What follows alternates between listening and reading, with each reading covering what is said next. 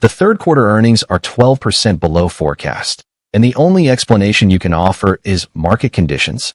Chloe Hayes's slender fingers tapped lightly on the conference table, the soft sound sending a chill down the spine of everyone present. She rose slowly, her charcoal gray suit dress accentuating her poised figure. I want a detailed analysis of the problems at every stage and a corresponding solution on my desk by 10 a.m. tomorrow. Ms. Hayes, tomorrow is Saturday, the head of human resources gently reminded her. And Chloe arched an eyebrow, her sharp gaze sweeping across the room. Does the stock market stop falling just because it's the weekend? The conference room fell silent. After the meeting, her assistant, Megan, hurried to keep up with Chloe's brisk pace. Ms. Hayes, your mother called earlier to remind you about your, wedding anniversary dinner at 7 tonight. Chloe's steps faltered for a moment. A glance at her watch showed it was already 6:40. She rubbed her temples. Order a bouquet, and also, those cufflinks from the last auction. Have them sent to La Seine restaurant. Of course. Should I let Mr. Miller know you might be late? No, he knows, Chloe said, her head already bent over a document. Send me the marketing department's analysis first. At La Seine, the most exclusive table with a view in the city. Ethan Miller gazed out at the glittering city skyline, his fingers unconsciously tracing the rim of his water glass. When the waiter approached for the third time to ask if he was ready to order, he simply smiled and shook his head. Just a little longer. At 8:15, his phone buzzed. It was an iMessage from Chloe. Last-minute meeting. Go ahead and eat without me. Ethan stared at the message, the light in his eyes slowly fading. He beckoned the waiter over, pulled a manila envelope from his bag, and placed it on the table. When Ms. Hayes arrives, please give this to her. At 9:30, Chloe rushed into the restaurant, the sharp clicks of her heels echoing her urgency. Seeing the empty seat, she frowned. My husband. The waiter handed her the envelope. Mr. Miller left. He asked me to give this to you. Inside the envelope was a set of divorce papers and a small note. The note held only 3 words. I'm tired.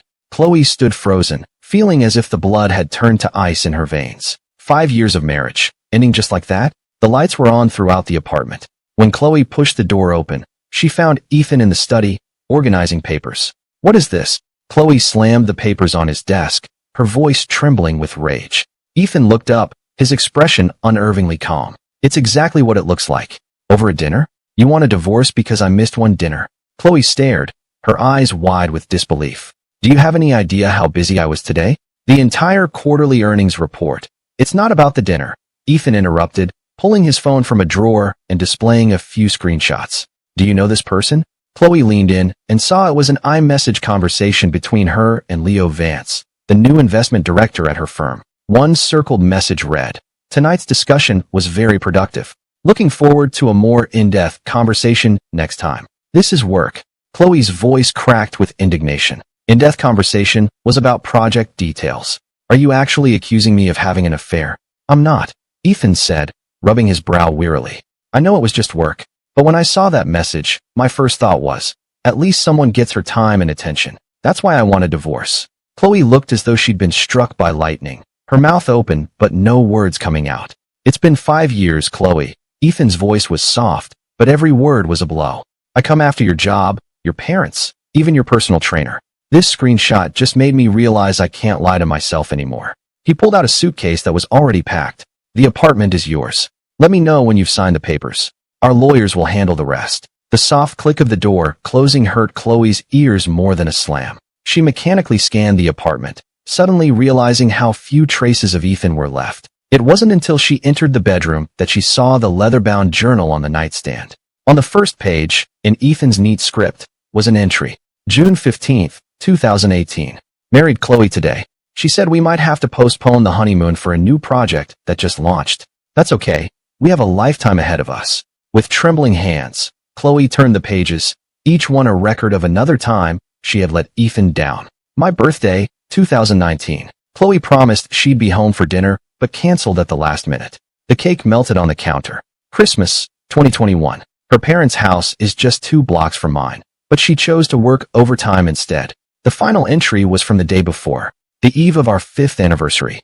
I planned a surprise trip, but she just told me she'll probably have meetings tomorrow. Maybe it's time to let go. Chloe slid to the floor, clutching the journal as tears blurred her vision. Only then did she finally understand what she had lost. At 3 in the morning, Chloe was still on the floor, her legs completely numb. Ethan's journal lay open on her lap, to a page near the middle. September 12, 2020. Chloe's fever was 101.3, but she insisted on going to the financing meeting tomorrow. I secretly messaged her assistant, Megan, and asked her to reschedule. When Chloe found out, she was furious and accused me of interfering with her work. I just didn't want to see her run herself into the ground. Chloe's finger hovered over the page, trembling slightly. She had no memory of it at all. But as she turned more pages, she found entry after similar entry. March 8, 2021. Our third anniversary. Chloe promised to be home by 6, so I made her favorite rack of lamb. At 9, she called to say she had to entertain Mr. Davis. The lamb went cold, the fat congealing into white specks, like love that had gone bad. Every page was a dull knife, slowly twisting in Chloe's heart. She had always considered herself a good wife. She earned more than enough, never made Ethan worry about money, and had even bought him a nice car. But now she realized, with sickening clarity, that none of that was what Ethan had ever wanted. As the first light of dawn broke, Chloe finally closed the journal. Her eyes were raw and dry, as if scoured with sandpaper, but she had no tears left to cry. She dragged her stiff body to the bathroom and stared at the woman in the mirror, her face pale and drawn, with dark circles under her eyes. "This is you, Chloe," she whispered to her reflection. "A selfish, blind fool." Monday morning in the office elevator. The moment Chloe stepped inside, the lively chatter dropped to a murmur. A few junior employees feigned interest in their phones, but she could feel their furtive glances. "Morning, Ms. Hayes." Kevin from marketing managed to force a smile. Chloe nodded in return, her posture rigid. She could feel the tension in the air, thick and heavy like the pressure before a storm. As she walked into her office, her assistant, Megan, followed her in, hesitating at the door. "Spit it out," Chloe said as she set down her purse, her tone sharper than she'd intended. "Ms. Hayes," Megan began, biting her lip. "There are some unpleasant rumors going around the office. That Mr. Miller filed for divorce because you're, well, too aggressive." Chloe's fingers tightened on the edge of her desk, her nails digging into the wood. She should have expected this. In an office where gossip spread faster than KPIs, her private life was prime material. Who started it? I'm not sure, but Leo Vance was talking with a few people in the break room for a long time yesterday. Chloe's eyes narrowed. Leo Vance, the investment director hired last month. Harvard MBA, impressive track record, but something about him had always felt off to her. "I see. How are we looking for the 10 o'clock project kickoff?" Megan was visibly taken aback, clearly not expecting Chloe to change the subject so abruptly. "Everything's ready. But are you okay?" "I'm fine," Chloe said, forcing a professional smile. "Let's get to work." The moment the door closed, she let her shoulders slump in defeat. Her phone screen lit up with an iMessage from her mother. "I heard you're getting a divorce. Come over tonight. We need to talk." Chloe slammed her phone face down on the desk, fighting the sudden urge to throw something. At the kickoff meeting, Leo Vance spoke with an easy confidence. He was wearing too much cologne, and the overpowering scent made Chloe's temples throb. "I believe we should adopt a more aggressive strategy for this acquisition," Leo said, leaning in so close his elbow nearly brushed her arm. "What do you think, Chloe?" Chloe subtly shifted away. "I'll need to see the data to support that." "Of course," Leo said with a confident smile, tapping quickly on his phone. "I've just emailed you some supplementary data. By the way, have you given any more thought to the proposal we discussed last time?" "What proposal?" Chloe frowned. "The one we discussed last Thursday evening," Leo said with a wink. "You said you were looking forward to a more in-depth conversation, remember?" The room fell suddenly quiet. A chill ran down Chloe's spine. Last Thursday, that was the date on the screenshot Ethan had shown her. Now she understood. A simple work discussion, taken out of context to sound deliberately ambiguous. "Leo," Chloe's voice was ice cold. "Let me be clear. All of our communications are strictly professional. If you've misunderstood that, now is the time to correct your thinking." Leo's smile froze on his face. "Of course, I just meant. Let's continue." Chloe cut him off, turning to the others. "Finance, give me your analysis." The moment the meeting ended, Chloe called Olivia. Olivia had been her college roommate and was now a lawyer. She was one of the few people who knew the details of the divorce. "I need Ethan's address," Chloe said without preamble. There was a pause on the other end of the line. "Why?" "To talk. To apologize, at least." "Chloe," Olivia sighed. "He's in a temporary place in Riverside, but that's not the important part. Did you know he quit his job?" "What?" Chloe nearly dropped her phone. "When?" "About a month ago. He rented a small workshop and started a pottery studio." Olivia's voice was laced with disbelief. "Seriously, You were married for 5 years, and you never knew he was into that. Chloe opened her mouth to argue, but found she had nothing to say. Ethan did occasionally make little ceramic figures and leave them around the apartment, but she'd always dismissed it as a casual hobby. Is he any good at it? She finally asked, her voice hollow. Apparently, yes. My husband went last week and said he's incredibly talented. Olivia paused. Chloe, maybe this separation is for the best. You never really knew him, did you? The question twisted in Chloe's gut like a knife. She hung up quickly, afraid Olivia would hear the sob catching in her throat. At 7 that evening, she arrived at her parents' house. Chloe's mother, Helen Hayes, sat on the leather sofa, her perfectly preserved face a mask of disapproval. I always said Ethan Miller wasn't good enough for you, Helen said, sipping her tea. If you hadn't been so stubborn back then. Mom, Chloe interrupted. I'm the one who messed up, not him. Helen raised a perfectly sculpted eyebrow in surprise. What are you talking about? He's a simple architect. He was lucky to marry you. And now he has the nerve to ask for a divorce. He asked for a divorce because I ignored him for 5 years. Chloe's voice rose. Because I always put my job first. Because I don't even know what he likes or hates.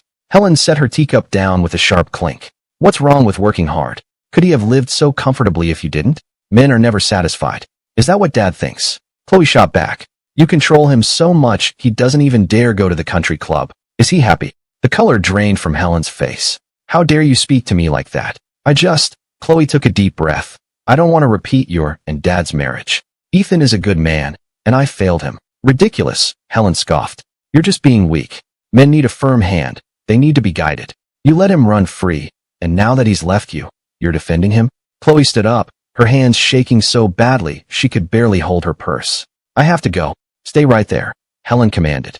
Chairman Davis's son is back in the country next week. I've arranged for you two to meet. He's 10 times the man Ethan Miller is. No. Chloe turned to face her mother, a strange sense of calm washing over her. I'm not going, and I'm going to win Ethan back. The words surprised even herself, but a voice deep inside told her it was the right thing to do. Helen looked at her as if she'd grown a second head. Are you insane? A haze, chasing after the man who left her. Maybe I am, Chloe said with a small smile. But I'd rather be crazy for a moment than live with a lifetime of regret. Outside, the night air felt cool against her flushed cheeks. Chloe pulled out her phone and, after a long hesitation, sent Ethan an iMessage. I heard you opened a studio. Congratulations. If you're open to it, I'd love to see it sometime. She turned her phone off the second she hit send. She couldn't bear to see his response, or worse, a lack of one. Chloe stood across the street from Miller's View Pottery, where she had been hesitating for the last 15 minutes. The studio, a converted warehouse, was unassuming, with ivy climbing its brick facade. Music drifted from the half-open black iron gate. 3 days ago, Ethan had replied to her message. I'll be at the studio Saturday afternoon. You're welcome to stop by if it's about business. The short reply was polite but distant, the kind one sends to a client. Chloe took a deep breath and crossed the street. The moment she pushed open the gate, she was met with the damp, earthy scent of wet clay. The spacious studio was filled with pottery wheels and shelves of finished pieces. Sunlight streamed through the skylights, casting geometric patterns on the concrete floor. And then she saw Ethan. His back was to her as he sat at a potter's wheel, his white t-shirt splattered with clay. A folk song she didn't recognize played softly, the acoustic guitar echoing through the large space. Ethan's hands moved deftly over the spinning clay, his movements as fluid and graceful as a dance. Under his touch, the lump of brown clay rose and thinned, transforming into an elegant vase. Chloe held her breath. In 5 years of marriage, she had never seen him like this, utterly absorbed, his eyes shining with an almost reverent focus, the hint of a smile on his lips. This was a completely different man from the quiet husband she remembered, the one who was always just waiting for her to come home. Can I help you? Ethan's voice snapped Chloe back to reality. He had switched off the wheel and turned to face her, his focused expression quickly replaced by one of polite inquiry. Chloe suddenly forgot the speech she had prepared. I was just in the neighborhood and thought I'd see your studio. Ethan raised an eyebrow as he wiped his hands on a nearby towel. In the neighborhood? This isn't on the way to your office or our old apartment. A hot blush of embarrassment crept up Chloe's neck. She looked around, desperate to change the subject. Did you make all of these? The shelves were lined with an array of ceramics, from practical mugs and bowls to abstract sculptures, each piece unique, but sharing a distinctive, rhythmic quality. Yes, Ethan answered curtly, clearly not intending to elaborate. An awkward silence stretched between them. Chloe's gaze fell on the unfinished vase on the wheel, the one Ethan had just been working on. Its lines were fluid, but she noticed a tiny fissure near the rim. That one, she began, instinctively reaching out to point. The walls are uneven. It's going to collapse, Ethan said calmly, and with a swift motion, he crushed the nearly finished vase, kneading it back into a shapeless lump of clay. It happens. Chloe's heart skipped a beat. The gesture felt symbolic of how he'd handled their marriage. Find a flaw and destroy the whole thing. Why pottery? She blurted out. You never mentioned it before. Ethan dropped the clay back into a bucket, his back to her. I minored in ceramics in college. I got busy with work and let it go. You never told me. You never asked. His words hit her like a slap in the face. She opened her mouth, but had no response. It was true. She had never known about his past, his passions, his dreams. To her, he had always been the thoughtful, considerate husband who lacked ambition, a stable presence she took for granted, like a piece of furniture. The name of the studio is interesting, she said, forcing a new topic. Miller's View. A play on your name? Ethan finally turned to face her, his expression complex. Not entirely. In ceramics, it refers to a rare and unpredictable pattern in the glaze. He paused. Like certain moments in life, once you miss them, they're gone forever. A sharp pain bloomed in Chloe's chest. Just then, a deafening clap of thunder echoed outside, and a torrential downpour began to hammer against the metal roof. Looks like you'll be here for a while, Ethan said, walking to the window to pull down a translucent blind. This isn't letting up anytime soon. Chloe discreetly checked the weather on her phone. The forecast said the storm would last at least an hour. She should have been annoyed, but instead, she felt a strange sense of relief. At least it gave her more time. Would you like some tea? Ethan asked, his tone that of a polite host to an ordinary guest. Yes, please. She watched as Ethan moved around the small kitchenette in the corner. His movements were practiced and calm, boiling water, warming the cups, measuring out the tea leaves, each step performed with an almost ceremonial grace. This version of Ethan was a stranger to her, and she found him compelling. You quit your job for this? Chloe asked carefully as she accepted the cup of tea. Ethan sat on a stool across from her, keeping a careful distance. Not entirely. I was tired after 10 years as an architect. He took a sip of tea. I'm 34. If I didn't try to do something I love now, I might never get the chance. But is the income stable? Chloe regretted the words the moment they left her mouth. The corner of Ethan's mouth twitched, but it wasn't a smile. Of course that's your first question. He glanced around the studio. I'm breaking even. It's not what I was making before, but it's enough. That's not what I meant. It's fine. Ethan cut her off. We've always had different values. Silence fell between them again. The sound of the rain filled the space between them. Chloe's eyes drifted to a calendar on the wall, marked with exhibition dates and client appointments. You have an exhibition coming up? A small one. Next month, Ethan said casually. A group show with a few friends. Chloe remembered all the times Ethan had asked her to go to art galleries with him, and how she had always been too busy with work. Now he had his own show, and he no longer needed her there. As the rain began to subside, Chloe knew it was time to leave. She set down her teacup, the porcelain making a soft click against the table. Thank you for the tea. I should be going. Ethan nodded, making no move to stop her. He walked her to the door, where the downpour had softened to a light drizzle. Do you have an umbrella? He asked. Chloe's heart began to beat faster. She had a compact umbrella in her purse, but on impulse, she shook her head. No. Ethan frowned at the sky, then turned and grabbed a large black umbrella from behind the door. Here. But what about you? I can wait for it to stop, Ethan said, handing her the umbrella, his fingers carefully avoiding hers. Chloe took the umbrella, then had a bold thought. It's hard to get a cab around here. Could you, maybe, walk me to the train station? She saw a flicker of hesitation in his eyes, but his good manners won out. He sighed, grabbing his jacket and another umbrella. Let's go. They walked through the rain, one slightly behind the other, a careful distance between them. Ethan held his umbrella so that it shielded only himself, as if an invisible wall stood between them. Do your parents know? Chloe asked suddenly.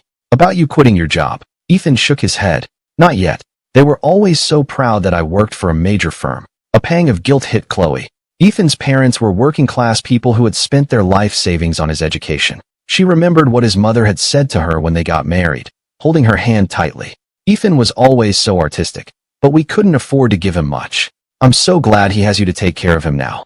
And her way of taking care of him had been to let him sacrifice all of his passions to accommodate her career. They'll understand, she said softly. Ethan glanced at her, a flicker of surprise in his eyes. Maybe. They turned a corner, and the train station came into view. Suddenly, Chloe didn't want this rare moment together to end. Are you hungry? She asked, pointing to a small diner. I remember you used to love places like this. Ethan hesitated. I'm fine. Please, let me buy you dinner, Chloe insisted. As an apology. For a lot of things. Ethan looked at her for a long moment, then finally nodded. All right. The diner was small but clean. They chose a booth by the window, where raindrops traced paths down the glass, blurring the world outside. So, Ethan said, unwrapping a set of silverware. How have you been? The simple, common question made Chloe's eyes sting. He used to ask her that every night when she came home from work, and she had always given a non-committal answer. Now he asked with the polite distance of an old acquaintance. Not great, she admitted. There are rumors at the office about the divorce. Ethan frowned. What kind of rumors? That I was too aggressive and drove you away, Chloe said with a bitter laugh. It's ironic, isn't it? I always thought that was one of my strengths. You shouldn't listen to them. Ethan's voice softened slightly. They don't understand what happened between us. His words gave her a sliver of courage. Ethan, about that iMessage. It's over, Ethan interrupted. I believe you that it was work. The problem was never the message itself, but what it represented. The waitress arrived with 2 steaming bowls of chili, momentarily breaking the tension. Ethan expertly added hot sauce to his bowl, and Chloe suddenly remembered how much he loved spicy food, and how she used to complain that she could taste it when they kissed. You've changed, she couldn't help but say. No, Ethan shook his head. I've always been this person. You're just seeing me for the first time. His words were like a key, unlocking a flood of memories for Chloe. She remembered the countless times she had seen him about to say something, only to stop himself, the design sketches he would quietly put away, the flicker of disappointment in his eyes when she canceled their vacation plans. All the details she had ignored for years were now painfully clear. I want to get to know you again, she blurted out. Ethan put down his spoon, his expression unreadable. Why? Because, Chloe's voice was barely a whisper above the rain. I'm realizing the man I loved was just an idea in my head. I never really knew the real you.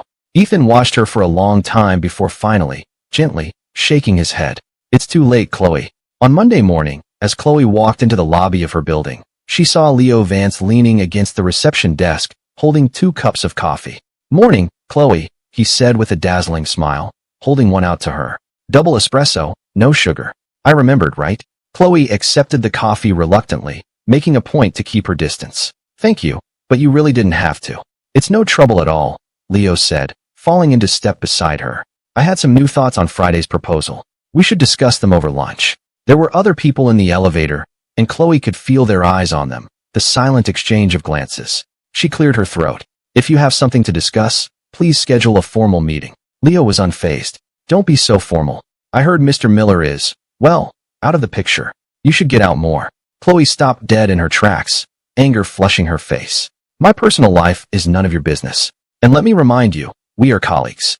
Nothing more. She turned and stalked toward her office, leaving Leo standing in the hallway. Once inside, she threw the untouched coffee in the trash, her hands shaking. Her phone buzzed. It was an iMessage from Olivia. So, how did it go? Did you see the master potter in his element? Chloe texted back. I saw him. He treated me like a client. Olivia replied instantly. That's a start. Don't give up. Hey, are you coming to the alumni event on Friday? Chloe was about to say no when a thought occurred to her. Is Ethan going? He wasn't, but my husband just talked him into it. Planning a chance encounter? A small smile played on Chloe's lips. Maybe she still had a chance. Ms. Hayes, this is the 3rd revision of the proposal, Megan said, cautiously placing a folder on her desk. Do you have any specific requirements for the corporate gifts? Chloe looked up from her screen, her thumb tracing the pale band of skin on her ring finger where her wedding band used to be. They need to be unique, artistic. Something that reflects our corporate culture without being too commercial. Something like the pieces from Mr. Miller's studio? Megan suggested suddenly. Chloe's hand froze. She looked up at her assistant, who immediately flushed. I'm sorry, it's just, when I dropped off those files last week, I saw that ceramic mug on your desk. It was so unique. It's all right. Chloe relaxed, a small smile touching her lips. Actually, that's an excellent idea. Give me the contact information for Miller's View Pottery. Tell them we'd like to commission 200 corporate gifts. Megan blinked. Should I contact Mr. Miller directly? No, Chloe said, picking up her phone. I'll handle this one myself. Ethan's studio was even more organized than the last time she had visited. There were new display shelves filled with an assortment of pottery, from simple mugs to unique vases, each with a small price tag. 200 custom mugs. Ethan set down his sketchbook and frowned. Are you serious? Chloe sat on the sofa in the reception area, her legs crossed elegantly. Completely serious. It's for our annual client gifts. The budget is substantial. Ethan's fingers drummed lightly on the table. Bulk orders aren't really my specialty. You should go to a corporate gift company. But you're more than capable, aren't you? Chloe gestured to a certificate on the wall. I looked up your portfolio. You worked on large-scale public art installations for your master's thesis. A flicker of surprise crossed Ethan's face before his expression became neutral again. That was 10 years ago. Talent doesn't just disappear, Chloe said, leaning forward. Consider it a chance to do a favor for an old client. She used the word client deliberately and saw the corner of Ethan's mouth twitch. They both knew that this professional conversation was a pretense for something far more personal. I'll need to work up a design, Ethan said finally. I can have a sample for you in a week. Can I stop by the studio to check on the progress? Chloe added quickly. It's an important project, after all. Ethan gave her a long look, as if he could see right through her, but he nodded anyway. Suit yourself. For the next 2 weeks, Chloe was at the studio almost every other day. She always brought her laptop, claiming she was working while she supervised, but she was really there to watch Ethan. She was surprised to find that, at work, Ethan was a completely different person than he'd been at home. He was focused, efficient, and possessed a quiet authority with his students and clients that was a world away from the cautious, accommodating man she remembered. That afternoon, Chloe was in her usual corner, pretending to work, but she was really watching Ethan teach a young woman how to use the potter's wheel. He stood behind the student, his hands hovering over hers as he patiently explained the nuances of pressure and control. Relax your wrists. Feel the spin of the clay. Yes, just like that. Now, gently pull upwards. His voice, so gentle yet firm, made Chloe's heart ache. He had used that same tone with her, once, when he'd tried to teach her how to cook, or when he'd massaged her sore shoulders, but she had always been distracted, her mind already back at the office. Chloe, Ethan's voice pulled her from her reverie. The student had left, and they were alone in the studio. Want to give it a try? Ethan asked, gesturing to the wheel. Chloe looked up, surprised. Me? You're not getting any work done over there anyway, Ethan said with a slight smile. You might as well see how the things you're paying for are made. Chloe closed her laptop, her heart pounding. It was the first time since the divorce that Ethan had invited her into his world. She sat down carefully at the wheel, hovering her hands uncertainly over the wet lump of clay. What do I do? Ethan stood beside her, keeping a respectful distance. First, get your hands wet. Then, gently cup the clay.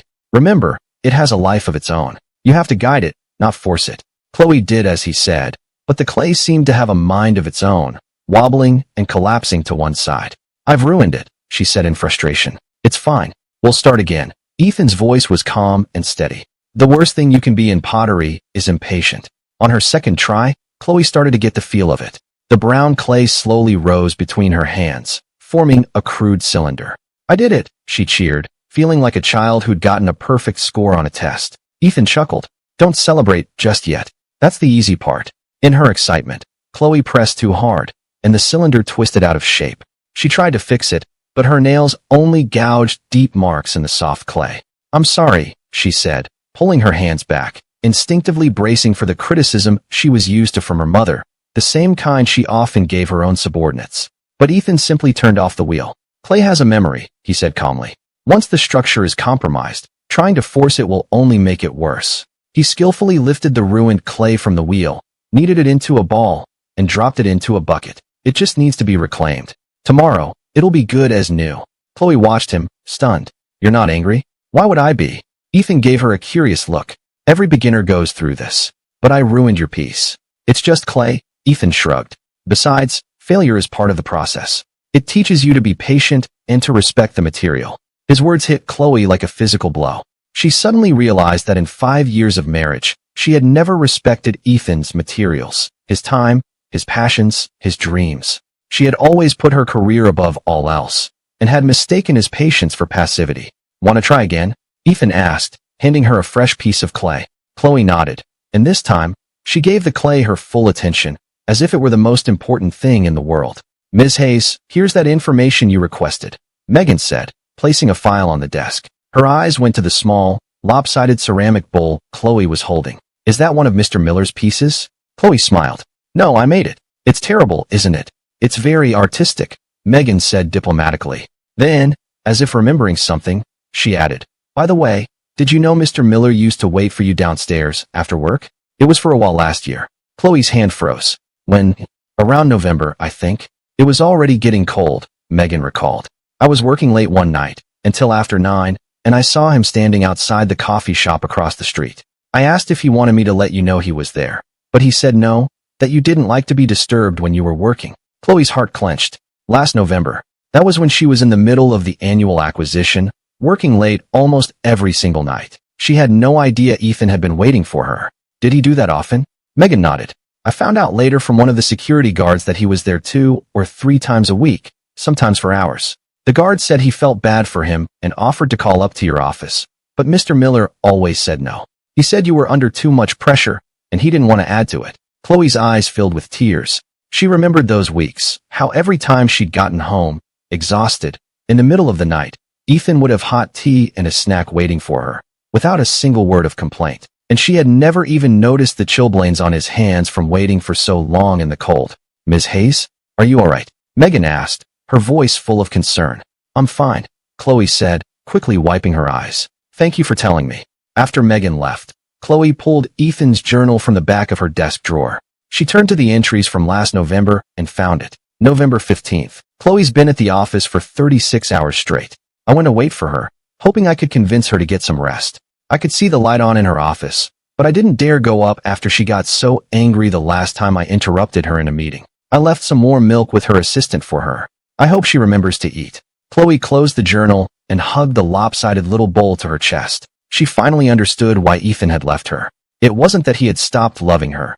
It was that her inability to see him had finally broken his heart. On Friday afternoon, Chloe left work early and went to Ethan's studio with 2 cups of coffee. When she pushed open the door, she could hear the sound of a cheerful conversation inside. Ethan was standing at a workbench with a young woman, and they were deep in conversation. The woman, who looked to be in her mid-20s, had a short, stylish haircut dyed a pale lavender and was wearing paint-splattered overalls. She was talking animatedly, gesturing with her hands, and Ethan would nod or interject occasionally. They seemed to have an easy rapport.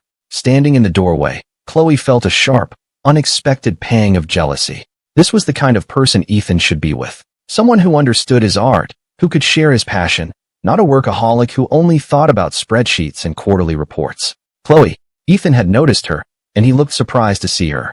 The young woman turned as well, looking her over with open curiosity. I'm sorry, I didn't realize you had company, Chloe said, forcing a smile. I just brought you some coffee. Ethan walked over and took the coffees. Thanks. This is Maya. She's a grad student at the Art Institute. She helps out here on the weekends. Maya, this is Chloe, my ex-wife. Chloe finished for him, extending her hand. It's nice to meet you. Maya's eyes widened. Wow, you're the legendary queen of finance. Ethan as always. Maya, Ethan interrupted her. Could you glaze those bisqueware pieces for me? The young woman gave Chloe a knowing wink before heading to the other side of the studio. She said you're always, what? Chloe couldn't help but ask. Ethan cleared his throat. It was nothing. The design proofs are ready. Do you want to see them? He led her to a display table where 5 different sample mugs were neatly arranged. Each one was elegant and unique, with a variation of her company's logo subtly etched into the base. They're perfect, Chloe said, genuinely impressed. You're incredibly talented. Ethan seemed uncomfortable with the praise. It's just basic design. Pick the one you like, and we can start production next week. Chloe's fingers traced the rim of one of the mugs. Do you ever regret it? She asked suddenly. The divorce. Ethan visibly tensed. Why are you asking me that? Because I do, Chloe said, meeting his gaze. Every single day. Ethan took a deep breath and was just about to answer when the door to the studio flew open. A familiar voice sent a chill through Chloe. Chloe? I had a feeling I'd find you here. Leo Vance was standing in the doorway, holding a large bouquet of red roses. Leo's voice cut through the delicate atmosphere in the studio like a knife. Chloe's hand, which had been resting on one of Ethan's mugs, flew back as if she'd been burned. Leo, she said, turning, her voice sharp with surprise. What are you doing here? Your assistant told me where you were, Leo said, stepping inside with a smile. The red roses a garish splash of color in the earthy studio. I was in the neighborhood and wanted to see if you were free for dinner. His eyes flickered to Ethan, a clear challenge in his gaze. Out of the corner of her eye, Chloe saw Ethan take a step back. His expression shuddered and distant once more. I don't recall us having plans, Chloe said coldly. It was a spur-of-the-moment thing, Leo said, offering her the roses. Beautiful flowers for a beautiful woman. From the other side of the studio, someone scoffed. It was Maya, who had stopped her work to stand with her arms crossed, an unimpressed look on her face. Chloe ignored the flowers. I'm in a business meeting. Oh, Leo raised an eyebrow, his gaze shifting to Ethan. I was under the impression that you two were finished. The air in the room crackled with tension. Chloe felt a hot flush of anger, but before she could speak, Ethan said calmly, We are. Ms. Hayes has commissioned the studio to produce a line of corporate gifts. Is that right? Leo said, his eyes sweeping dismissively around the studio. What can a little workshop like this produce? Chloe, I know some excellent high-end corporate gift suppliers. Leo, Chloe cut him off, her voice dangerously quiet. First of all, you will refer to me as Ms. Hayes. Second, I don't require your input on my business decisions. And third, I need you to leave. Now, the smile vanished from Leo's face. He opened his mouth as if to say something, but then seemed to think better of it. He slammed the roses down on a workbench. Fine, have it your way. The door slammed behind him, rattling some of the pottery on the shelves. The studio was silent. Even Maya had the good sense to keep quiet. I'm sorry, Chloe said finally. He had no right to speak to you like that. Ethan shook his head.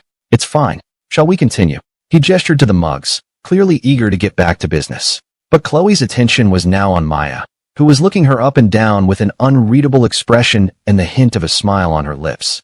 And she is? Chloe asked, her tone carefully neutral. Maya, she's my cousin, Ethan said.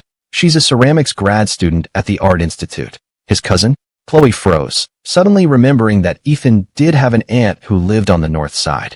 A smiling woman who had given them a handmade tea set as a wedding gift. Oh, hello, Chloe stammered, her cheeks burning. All her jealousy and suspicion from moments before now seemed ridiculous. I've heard a lot about you, Maya said, walking over and shaking her hand warmly. Ethan talks about you all the time. Chloe shot a suspicious look at Ethan, who was suddenly fascinated by his cup of coffee. Really? What does he say? Chloe couldn't resist asking. That you're the smartest, most resilient person he's ever met, Maya said with a wink. And that when you're concentrating, your eyes turn the color of amber, like. Maya, Ethan interrupted sharply. That bisqueware isn't going to glaze itself. The girl stuck her tongue out at him, then mouthed he's embarrassed to Chloe before turning away. Chloe stood frozen, her heart hammering in her chest. She never imagined that Ethan would still speak of her that way, or that he would remember such a small detail about her. Don't listen to her, Ethan muttered, the tips of his ears turning red. Have you chosen a design? Chloe pointed to a simple, elegant design. This one, thank you. She wanted to say something more, but her phone rang. It was an emergency at the office. When she hung up, her expression was grim. I'm sorry, I have to go. There's a situation at work. Ethan nodded. Go. I'll have Maya drop the sample off at your office tomorrow. Don't worry about it. I can come back and get it, Chloe said, grabbing her purse. As she was leaving, her eyes fell on the abandoned roses, and she said, on impulse, there's nothing going on between me and Leo. Ethan paused. You don't have to explain anything to me. I know, Chloe said softly, but I want to. Back at the office, the crisis was worse than she'd thought. There was a major error in the financial modeling for a key investment, one that could cost the company millions. Chloe immediately called an emergency meeting. The tension in the conference room was so thick you could cut it with a knife. Rerun all the numbers, she ordered. And I want legal reviewing the contracts for an exit clause, now. Her team scrambled to comply, but Chloe knew it was going to be a long night. At 1 a.m., with most of her team exhausted, she sent them home, but she stayed behind to continue going over the documents. Her thumb hovered over Ethan's name in her contacts. She was tempted to call him. In the past, he had always been a calming voice of reason during a crisis. He would listen quietly as she talked through the problem, and then offer a perspective she had never considered. Her thumb hovered for a moment longer, but then she pulled it away. She couldn't rely on him anymore, at least not in the same way. Outside her window, the city was slowly going dark until only a few lights remained.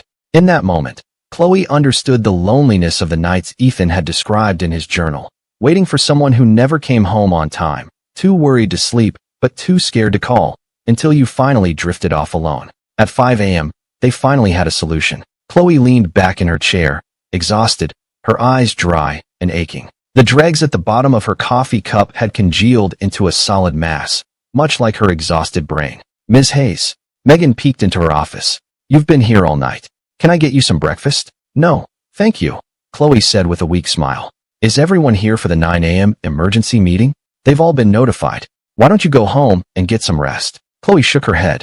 There's no time. As she stood, a wave of dizziness washed over her, and she had to grab her desk for support. Megan rushed to her side. Miss Hayes, you look awful. I'm fine. Chloe waved her off. Probably just low blood sugar. Just a minute, Megan said, and ran out of the office. She returned a moment later with a box of chocolates. Here, eat this.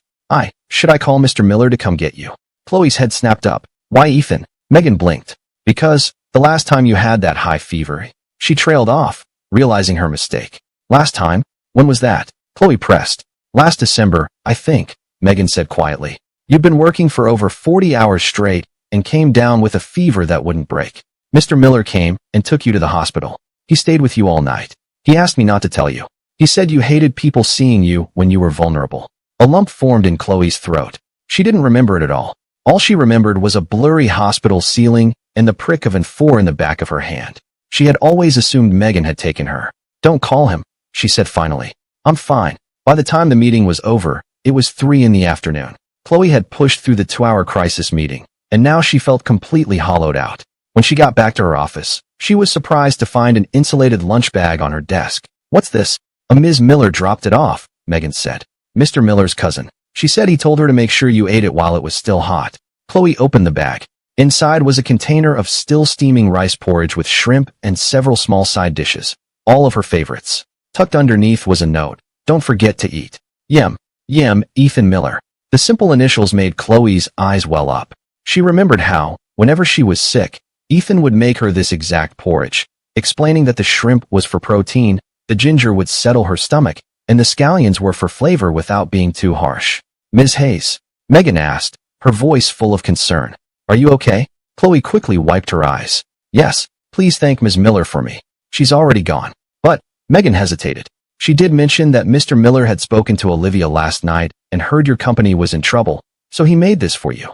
Chloe's spoon stopped halfway to her mouth. So Ethan knew she'd been at work all night, because Olivia had told him? He was still keeping tabs on her.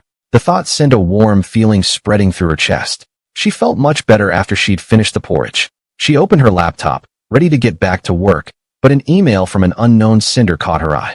The subject line read, "A few thoughts on your financial model." She opened it. It was a professional analysis of the very crisis she was dealing with, pointing out several risk factors she and her team had missed and offering potential solutions. The email wasn't signed, but the writing style, the way of thinking, was so familiar it made her heart race. She immediately called Olivia. Did you tell Ethan the details of what's going on at my office? Well, Olivia sounded guilty. He asked how you were, and I might have mentioned that things were a little crazy at work. Why? What's wrong? He sent me an analysis of the problem. Anonymously? Yes. Olivia laughed on the other end of the line. That's classic Ethan. Always helping from the shadows. Chloe bit her lip. Does he ask about me often? What do you think? Olivia shot back. Every time I see him, the first thing he asks is how you're doing. He clearly can't let you go, but he's too proud to admit it. After she hung up, Chloe stared at the email for a long time. Finally, she hit reply and typed a single word. Thanks. At 10 that night, Chloe finally got home. As she opened the door, a familiar, delicious smell greeted her. On the dining table was an insulated container, and next to it, the same simple note. Don't forget to eat. Yem. Chloe looked around, but there was no one else there. How had Ethan gotten in? Then she remembered. She'd never changed the passcode on the door. It was still Ethan's birthday. She opened the container.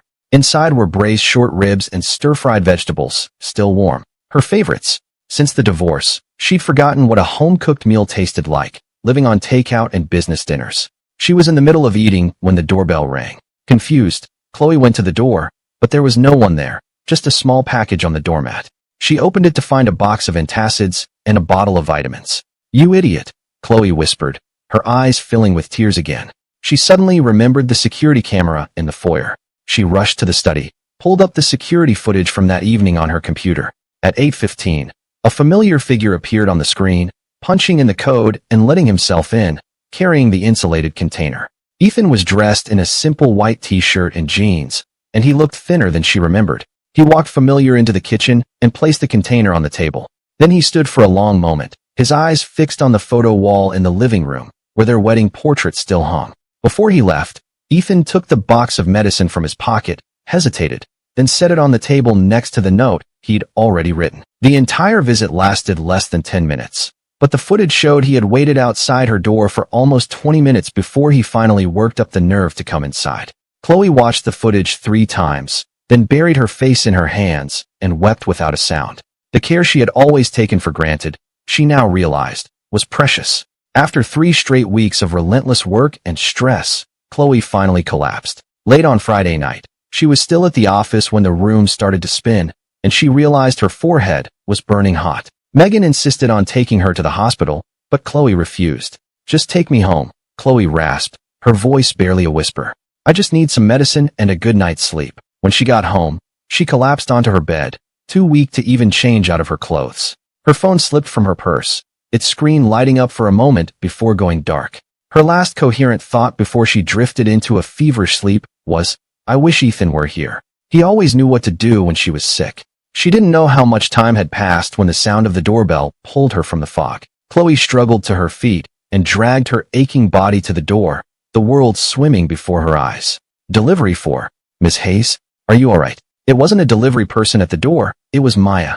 She was holding an insulated bag, her purple hair vivid in the light of the hallway. "Hi," Chloe started to say, but her knees buckled. Maya lunged forward and caught her.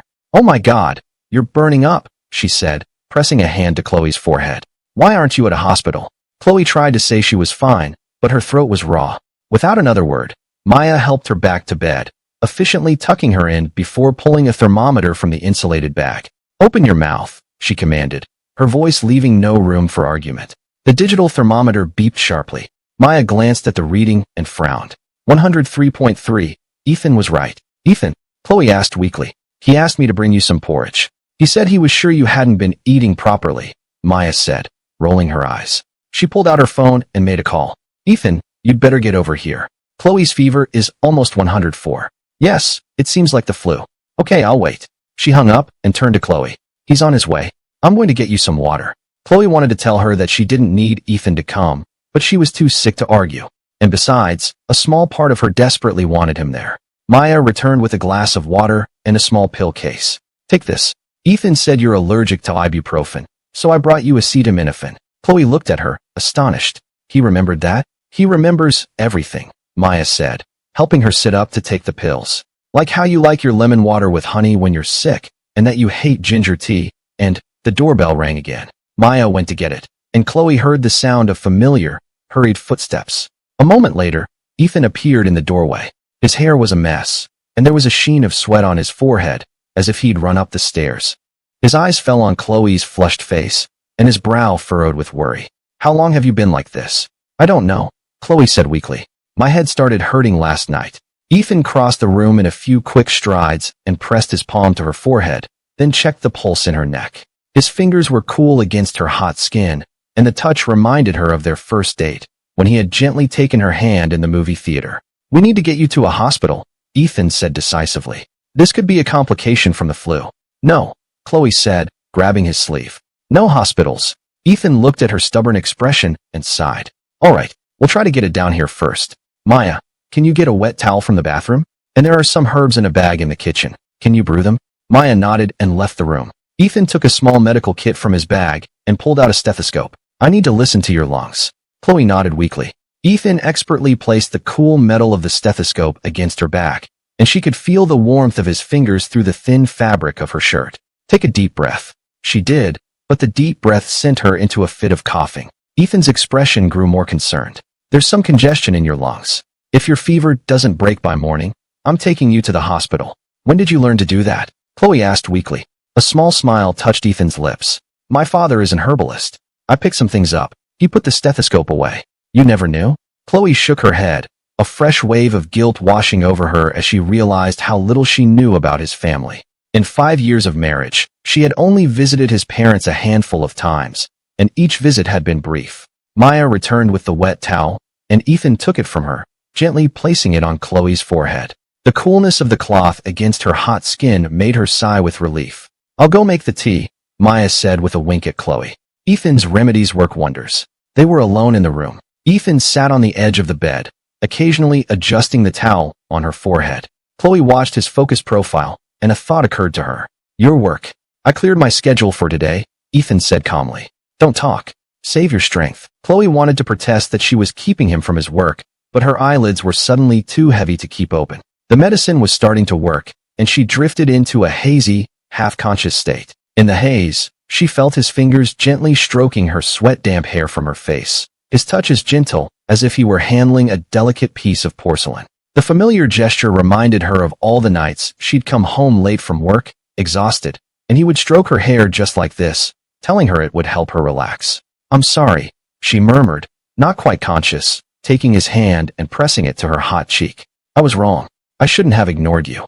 Ethan's hand stiffened, but he didn't pull away. After a long moment, she heard him sigh softly. I know. When Chloe woke again, it was dark outside. On the nightstand was a steaming bowl of herbal tea and a note in Ethan's familiar handwriting. Take this every 4 hours. Maya is in the guest room if you need anything. I'll be back in the morning. Yem. Chloe sat up and realized the towel on her forehead had been replaced with a cooling gel patch. She picked up her phone to see a dozen unread messages, most of them from work. After a moment's hesitation, she sent an iMessage to Ethan. Thank you. The tea is awful. His reply was almost instantaneous. Good medicine is supposed to be. There's porridge in the fridge. Heat it up before you eat. Chloe smiled and set down her phone, then noticed a new notebook on her desk. She managed to get out of bed and walk over to it. It was a new journal, with a sticky note on the cover. Maybe you should start a journal of your own. Maya. Chloe opened to the first page, picked up a pen, and after a moment's hesitation, wrote a title, Project, Ethan. For the next 3 days, Ethan came every morning and evening to take care of Chloe. He brought her medicinal broths and herbal teas and monitored her temperature. But whenever she started to feel better and tried to talk to him, he would find an excuse to leave, maintaining a polite but distinct distance. On the 4th morning, Chloe's fever finally broke. She woke to a quiet apartment. There was no sign of Ethan, only a bowl of porridge warming in the kitchen and a note. Fever's gone. Get some rest. Call Maya if you need anything. Yem. A strange sense of disappointment washed over her. Chloe opened her new journal. In just 3 days, she had already filled a dozen pages. May 20th. Turns out Ethan knows about herbal remedies. The tea he made was awful, but it worked. How did I not know that about him after 5 years of marriage? May 21st. I think I apologized to him while I was half asleep. I wonder if he heard me. He's been so distant since I've been feeling better. May 22nd. Maya let it slip that the studio is having cash flow problems. Why didn't he tell me? Is it because he doesn't trust me anymore? Closing the journal, Chloe picked up the phone and called her company's CFO. I need you to run a credit check on a small business for me. It's called Miller's View Pottery. Yes, the owner is Ethan Miller. And do it discreetly. That afternoon, the CFO sent her the report. The more she read, the more she frowned. While the studio had artistic merit, its financials were precarious. A recent application for a business loan had been denied due to insufficient and unstable cash flow. An idea began to form in her mind. By the weekend, Chloe was feeling much better. Her mother, Helen, called, her tone as critical as ever. I heard you were sick. I've told you not to work so hard. Maybe now you'll listen. I'm fine now, Mom, Chloe said calmly. Did that Ethan Miller come to take care of you? Helen scoffed. How hypocritical. If he really cared about you, he wouldn't have left you in the first place. Chloe gripped the phone, a sudden, unfamiliar anger rising in her. It wasn't directed at her mother, but at herself. For all the years she had silently agreed with her. Mom, she interrupted. I was the one who left him. There was a stunned silence on the other end of the line. What? Ethan gave me the papers, but I was the one who signed them, Chloe said, taking a deep breath. Because I was too selfish and too blind to see what he gave up for me. Nonsense. Helen's voice rose. What did he give up? He doesn't even have a stable job. He's incredibly talented, Chloe said firmly. His work is being praised by critics, and his studio has amazing potential. But more importantly, he's kind and thoughtful and patient. Everything that I'm not. Are you insane? Helen said, her voice full of disbelief. What has he done to you? No, Mom. Chloe's voice was steady. I'm just finally seeing things clearly. I love Ethan, and I'm going to get him back. The words, spoken aloud, surprised even her. It was the first time since the divorce that she had said the words out loud. Her mother exploded. You are absolutely. Mom, Chloe interrupted gently. This is my life, and my choice. Please respect it. When she hung up the phone, Chloe felt a surprising sense of relief. She opened her laptop and began to draft a proposal on how to bring in new clients for the studio without wounding Ethan's pride. Just then, her doorbell rang. The security camera showed Maya at the door, holding a large paper bag.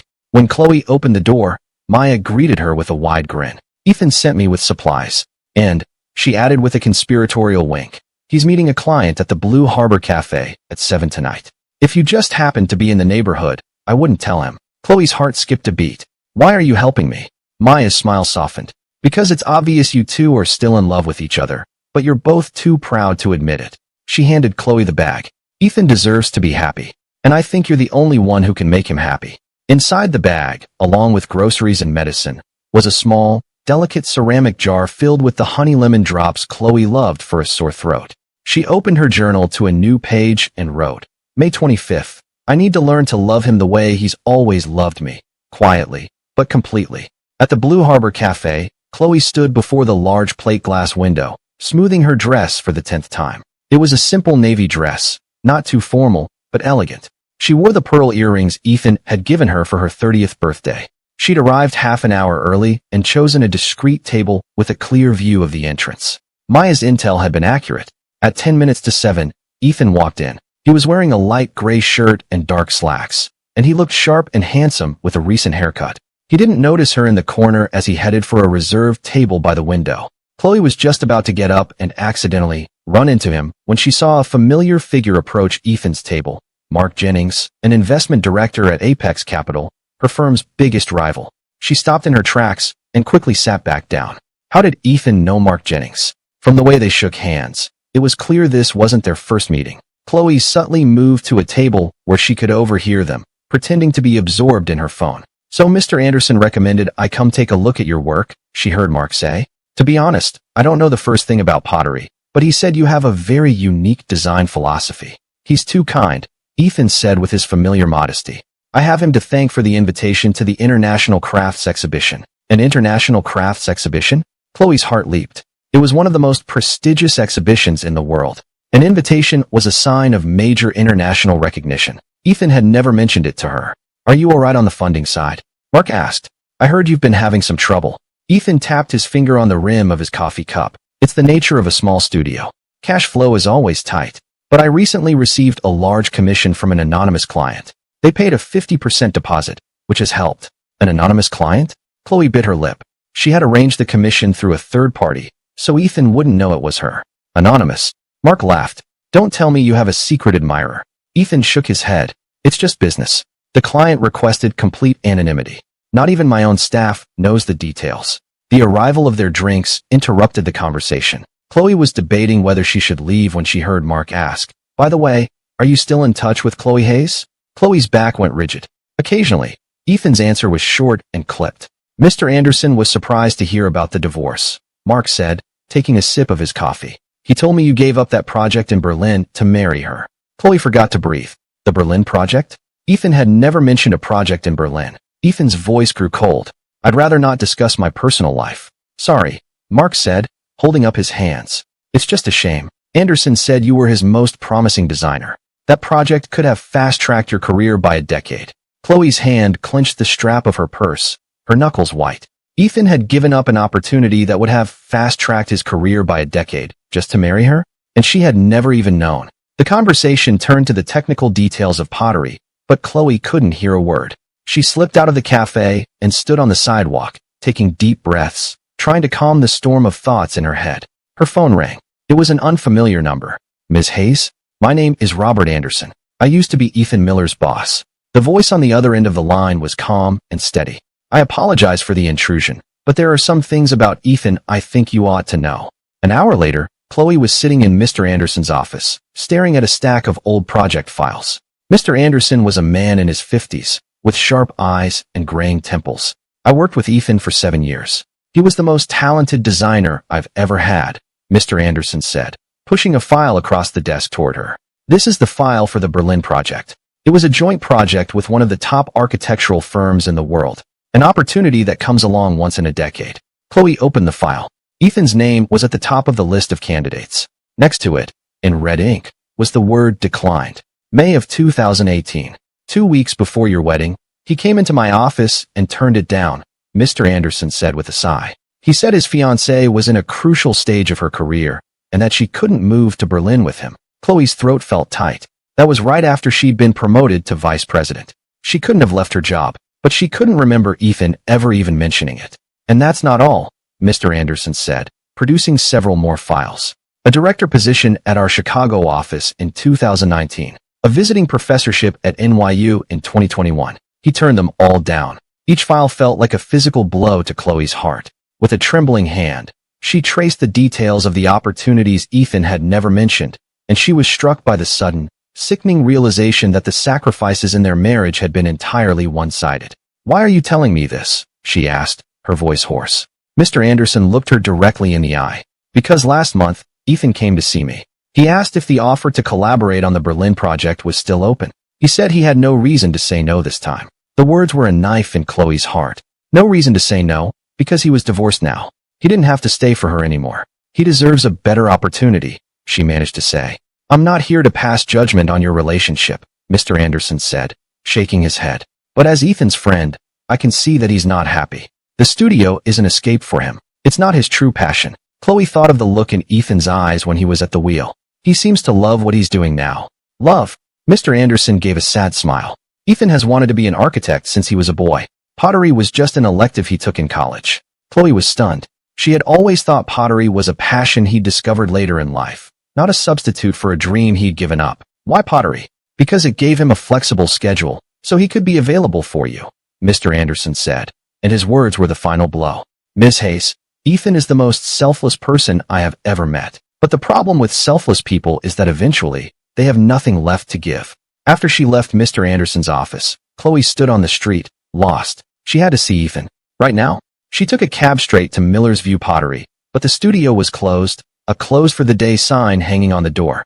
Just as she was about to leave, a delivery man called out to her. "Excuse me, are you Miss Hayes?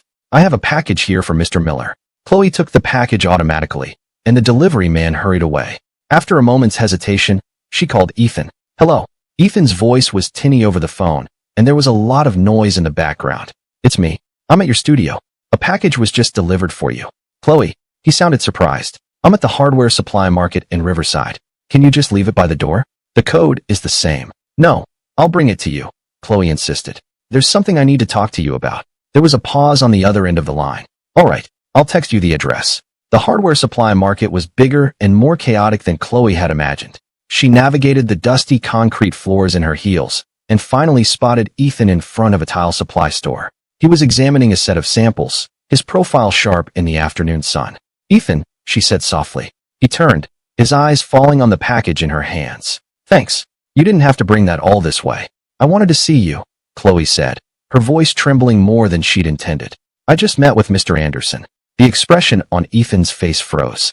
He set down the package, said a few words to the shopkeeper, then led Chloe to a small seating area in the corner of the market. "What did Anderson tell you?" he asked, his voice calm, but his fingers drummed an anxious rhythm on the table. "The Berlin project. The job in Chicago. The visiting professorship at NYU." With every word she spoke, Ethan's frown deepened. "Why didn't you ever tell me?" Ethan looked away. "And what would have happened if I had? Would you have given up your career to come with me?" "No," Chloe said honestly. "But I deserve to know what you were sacrificing for us." "It doesn't matter." Ethan shook his head. "It was my choice." "It does matter." Chloe's voice rose. "I thought you were happy with your life. I thought you lacked ambition. I had no idea what you'd given up for me. And now what?" Ethan's gaze was sharp, his voice edged with anger. "Now that you know, you feel guilty? You want to make it up to me? Is that why you arranged for the anonymous client?" Chloe's eyes widened. "You know about that? Mark Jennings told me," Ethan said with a bitter laugh. "He said the third party who contacted me is a longtime associate of your firm." "Chloe, I don't need your pity." "It wasn't pity," Chloe said desperately. "I saw your studio's financials. I just wanted to help, just like you've always known what's best for everyone." Ethan said, his voice tight with a long-suppressed anger. "For 5 years, you made every decision. Where we lived, where we went on vacation, what I wore to meet your parents. And now that we're divorced, you're still trying to run my life." His words struck Chloe like a physical blow. She had never realized that he saw her help as a form of control. A sharp pain suddenly shot through her stomach, and she doubled over, her face pale. "What's wrong?" Ethan's anger vanished, replaced by concern. "It's nothing, just an old problem," Chloe managed to say, but another wave of pain washed over her, and a cold sweat broke out on her back. Without another word, Ethan took her arm. "My car is nearby. I'm taking you to the hospital." No, I just need to take something for it. Don't be stubborn, Ethan said, practically lifting her to her feet. You're white as a sheet. Ethan's car smelled faintly of sandalwood, just as she remembered. Chloe huddled in the passenger seat, the pain in her stomach a dull, persistent ache. Ethan kept glancing at her with a worried expression, his foot heavy on the gas. It's probably my ulcer acting up again, Chloe said weakly. I've been under a lot of stress at work. You always have an excuse, Ethan said, his voice a mixture of frustration and concern. Last time it was the acquisition, before that it was the quarterly reports. You're not invincible, Chloe. Chloe didn't have the energy to argue. The combination of physical pain and emotional turmoil had left her exhausted. When he pulled up in front of the studio, she looked at him, confused. I thought we were going to the hospital. Let's see if we can get it to calm down first, Ethan said, unbuckling her seatbelt. If it doesn't get better, we'll go. I have some medicine and some porridge at the studio. He had brought her to the studio, not the hospital. Chloe was too weak to protest, and she let him half carry her into the small break room at the back of the studio. It was a small, simple space, with a daybed, a mini fridge, and a kitchenette.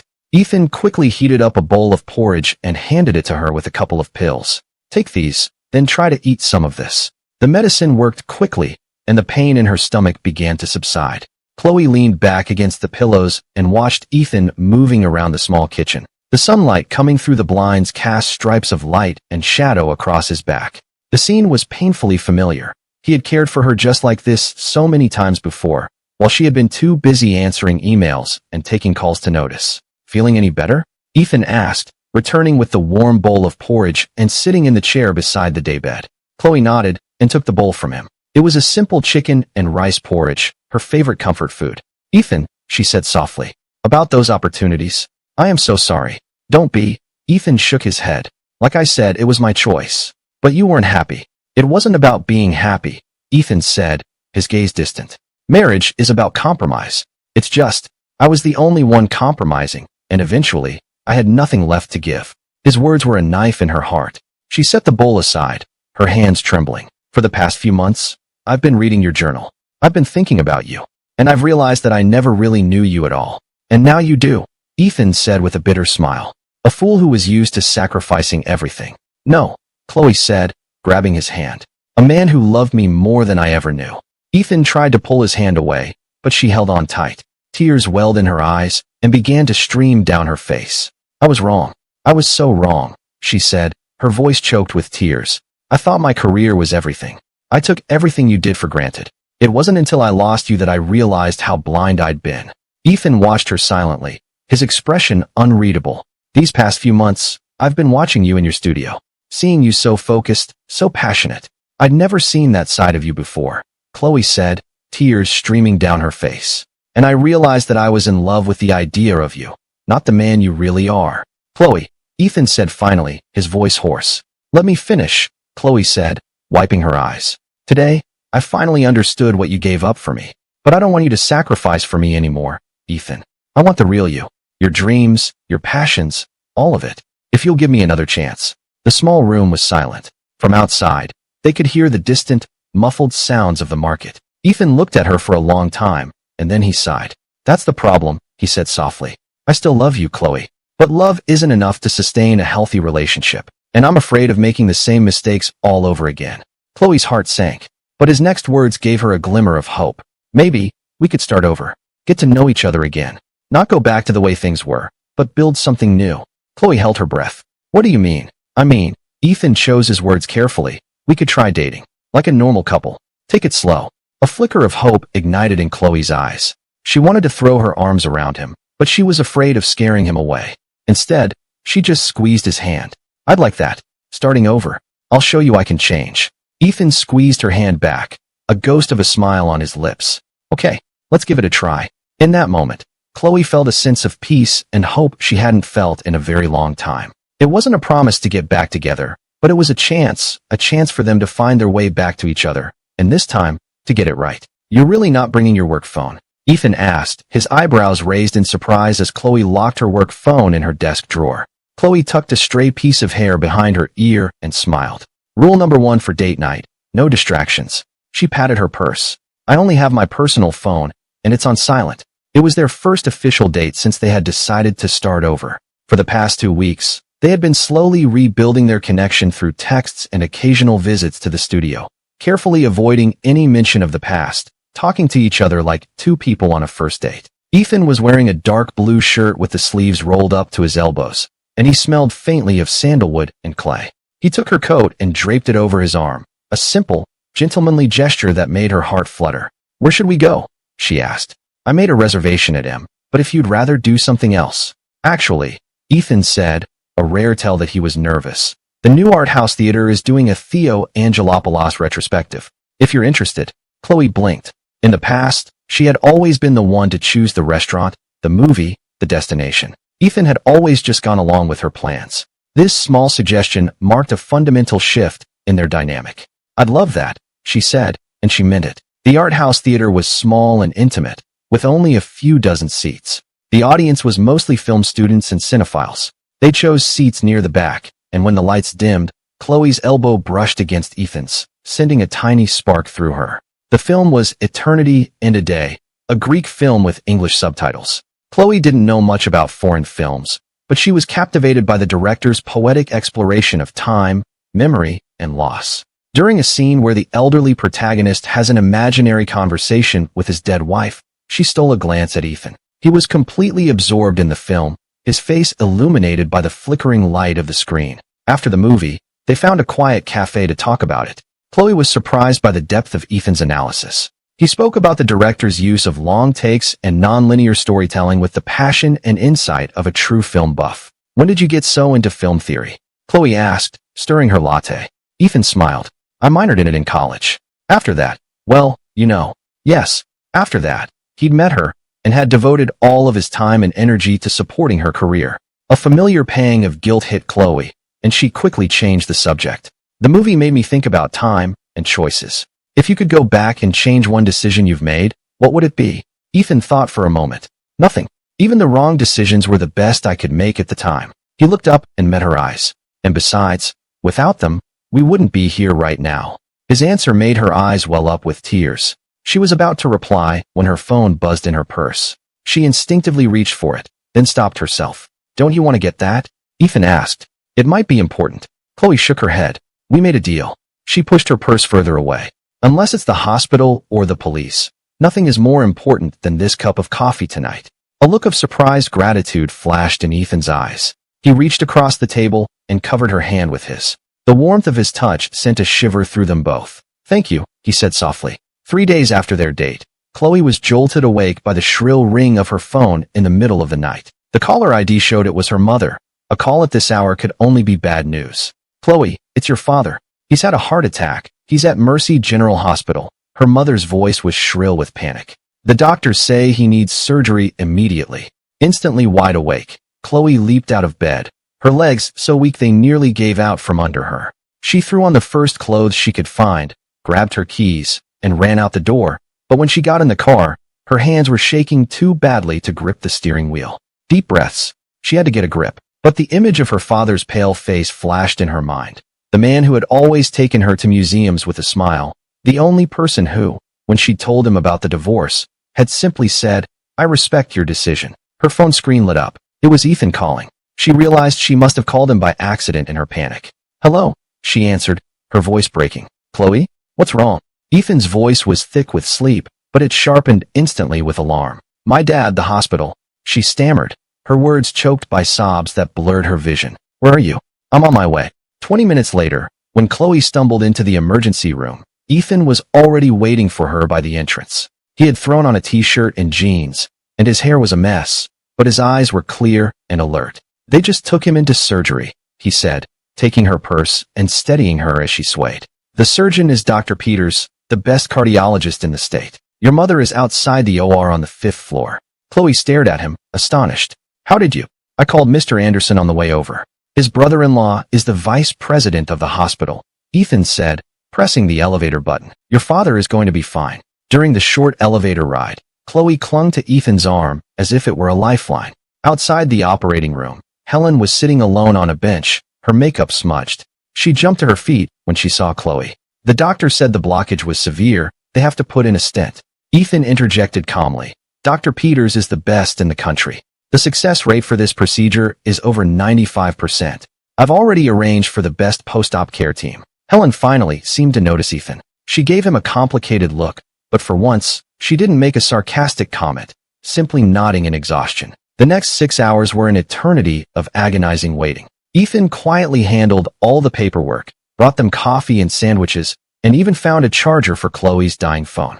When the light above the operating room door finally went off and Dr. Peters emerged to announce that the surgery had been a success, Chloe's knees buckled, and Ethan's strong arm was there to catch her. He needs to rest. You can see him tomorrow, Dr. Peters said. You two should get some sleep as well. Helen insisted on staying. As Chloe started to argue, Ethan gave her hand a gentle squeeze. I'll come back with you. Let's get your mother home. Then you can change and get something to eat. His plan was so sensible and considerate that neither Chloe nor her mother had the energy to object.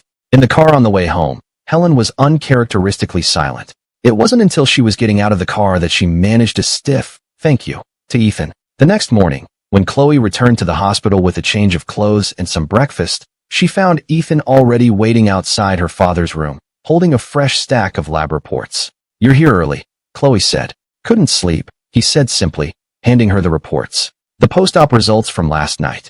All his numbers are improving. As Chloe looked through the paperwork, a familiar name caught her eye. The Polaris Foundation? Isn't that the foundation that sponsors Dad's research project? The one he's always saying is underfunded. A flicker of something unreadable crossed Ethan's face. Yes, I believe so. Chloe thought it was odd, but she let it go. They went into the room together. Her father was awake, and though he was pale, he seemed to be in good spirits.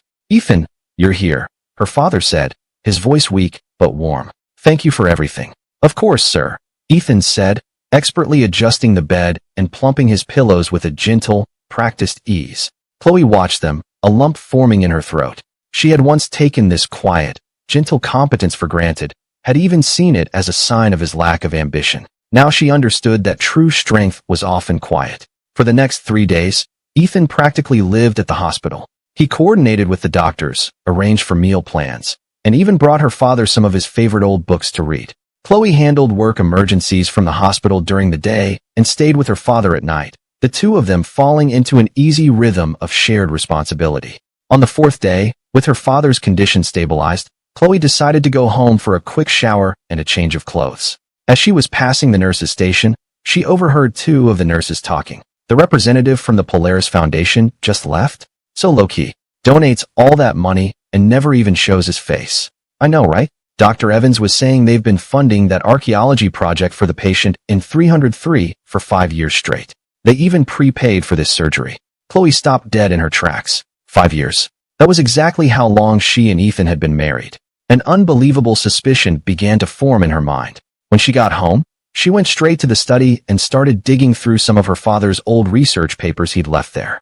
At the bottom of a stack of papers, she found copies of the donation agreements. With trembling fingers, she flipped to the signature line on the last page. The donor was listed as E.M.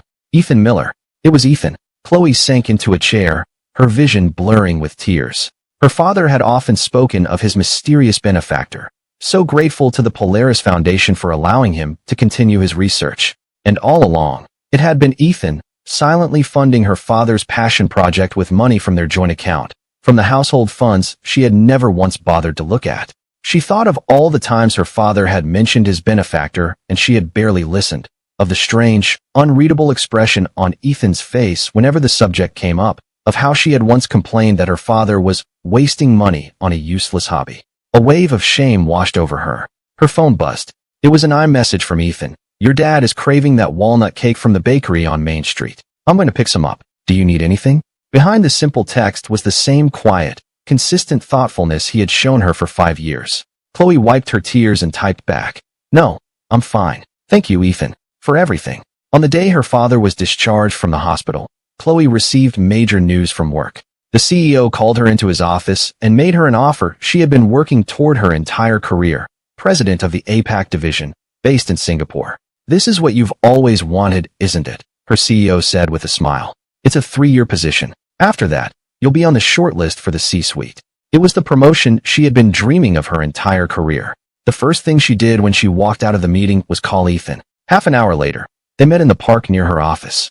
The early summer sun filtered through the leaves of the sycamore trees. When she told him the news, Ethan was silent for a long time, his eyes fixed on a distant fountain. "Congratulations," he said finally, his voice carefully neutral. "That's an amazing opportunity." Chloe studied his profile, searching for any sign of disappointment, but his expression was unreadable. "If I take it, it means we'd be long distance for at least 3 years, she said softly. "I know," he said, turning to face her. "But that shouldn't be a reason to turn it down." "But we just started." "Chloe," Ethan interrupted, his gaze steady. 5 years ago, when I gave up the Berlin project, we weren't ready to handle a challenge like that. But now, if we trust each other and we communicate, distance doesn't have to be a problem. Are you saying you'd wait for me?"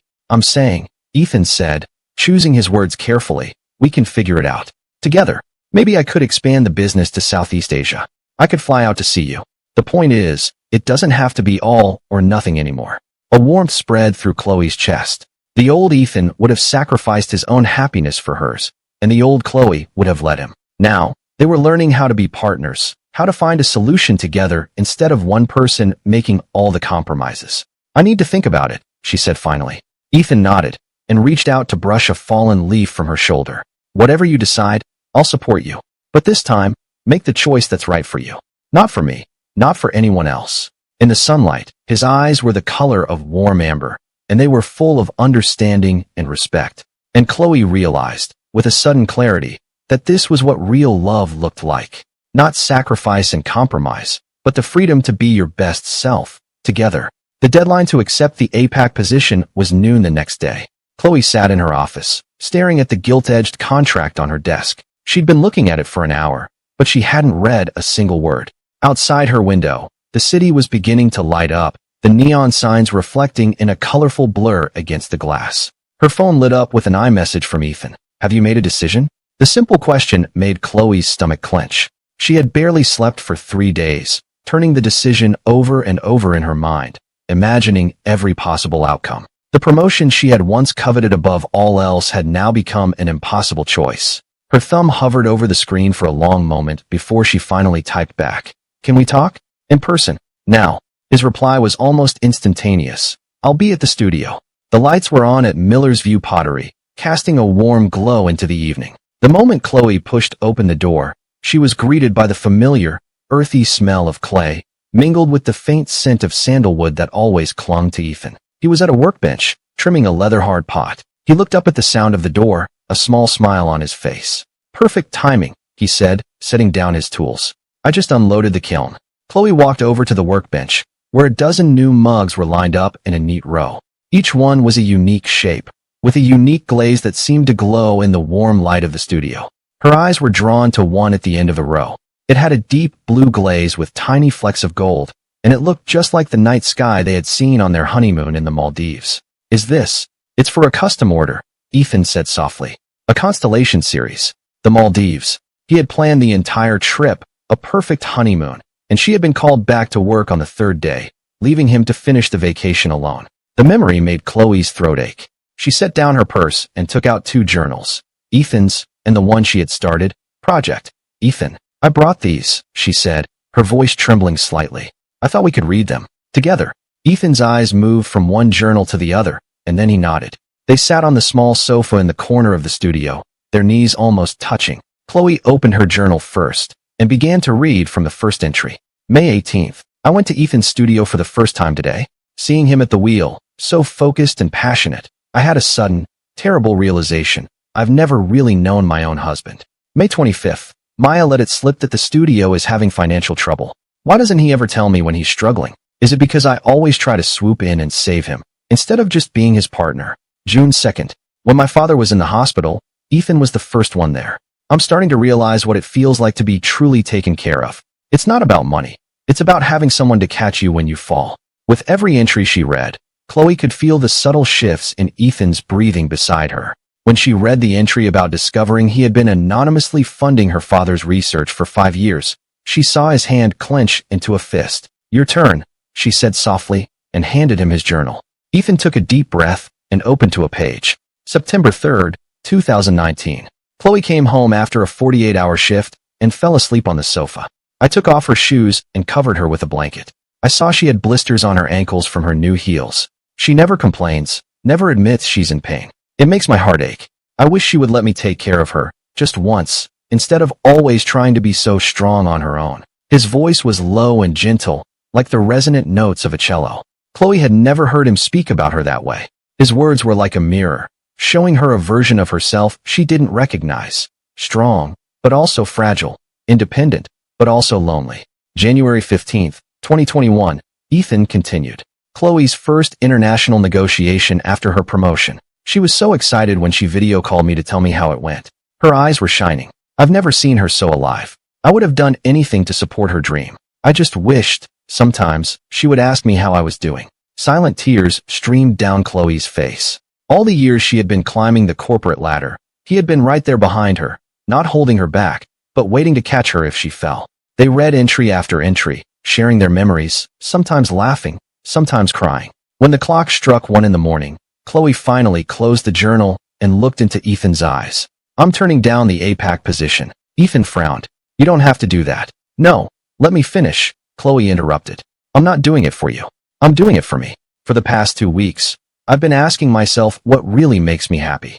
She gestured to the city lights outside the window. The corner office in a skyscraper, or this workbench right here.